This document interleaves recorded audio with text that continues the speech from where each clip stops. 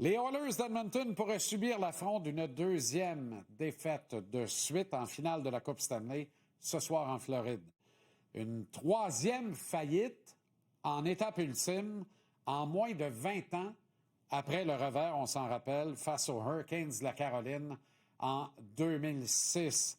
Le fameux Connie Smythe de Cam Ward, arrivé en milieu de match numéro 3 de la série de premier tour contre le Canadien, que Montréal menait 2-0. Certaines franchises de la Ligue seraient honorées de perdre 3 fois en 19 ans en grande finale de la Coupe Stanley, c'est vrai. Mais dans cette riche tradition d'Edmonton au cœur de l'Ouest canadien, on dirait que c'est un petit peu plus tough à avaler. Advenant un revers en Floride ce soir, est-ce qu'on aura vu Connor McDavid dans l'uniforme des Oilers pour la dernière fois? Ce qui se passe actuellement à Toronto entre le Leafs et Mitchell Marner va certainement faire école. Les Bleus et Marner sont aventurés dans la dernière année de contrat du productif attaquant sans d'abord régler sa question contractuelle. Tout ce qui traîne se salit, comme le dit l'expression. Une autre preuve irréfutable en est démontrée.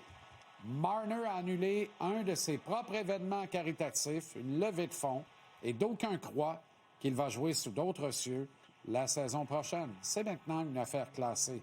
Et les Leafs n'auront absolument rien obtenu au change. Rendu là, c'est pratiquement un crime contre l'organisation, perpétré de l'intérieur.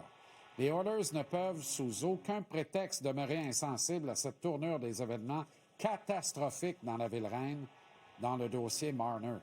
Connor McDavid pourrait tester le marché des joueurs autonomes sans restriction au 1er juillet 2026. Les dirigeants se doivent de faire de McDavid une priorité dès la fin de cette série finale.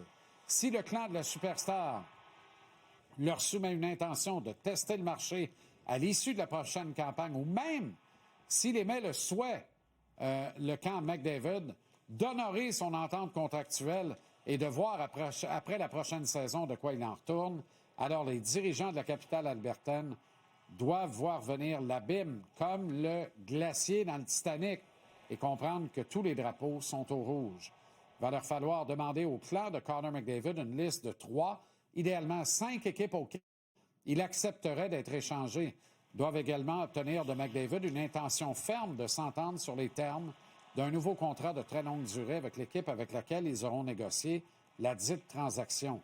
Ça fait pas mal de perspectives pour le seul scénario envisageable qui serait positif pour les Oilers, outre celui de parvenir à convaincre le meilleur joueur de sa génération de demeurer à Edmonton pour une autre entente à long terme.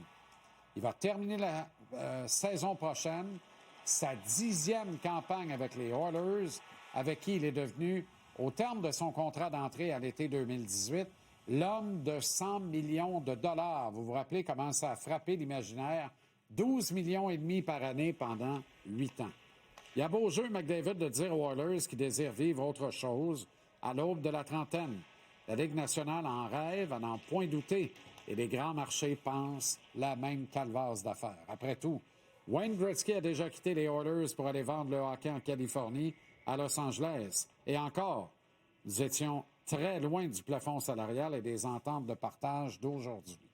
McDavid, j'en suis convaincu, poursuivra sa carrière ailleurs. Je pense que par respect pour les Oilers et surtout leurs valeureux et farouches partisans, il doit collaborer avec la direction afin de permettre à celle-ci de ne pas tout perdre au change. À moins qu'une collusion existe quelque part et que celle-ci permette à une équipe de le mettre sous contrat dans un an sans rien perdre en retour, se rapprochant ainsi d'une conquête de la Coupe Stanley. Maraudage en 4 syllabes. S'il fallait que le Canada perde et Marner et McDavid au marché des joueurs autonomes en un an, alors il faudrait convenir que notre nation ne fera plus jamais de sandwich pour tout le monde. C'est quand même renversant. Depuis quelques mois, je vous dis que la tempête gronde à Pittsburgh et qu'elle va fort probablement emporter Sidney Crosby, qui représente la plus belle valeur dans une transaction pour Kyle Dubas, afin de lui permettre de rebondir avant 2030 dans les classements avec ses Pingouins. On dirait que tout le monde se rend finalement à l'évidence. Dubas a annoncé ses couleurs en nommant un coach en chef digne du plus faible intérim. De quoi aider l'empereur Sid the Kid à prendre sa décision. Morale de l'histoire, on verra peut-être les deux plus grands joueurs de leur génération changer d'adresse dans le même été. Faut le faire pareil. Et si ça devait être le cas, eh bien, vivement Crosby à Montréal. Question de rétablir un certain équilibre de plus en plus abruti entre le Canada et les États-Unis.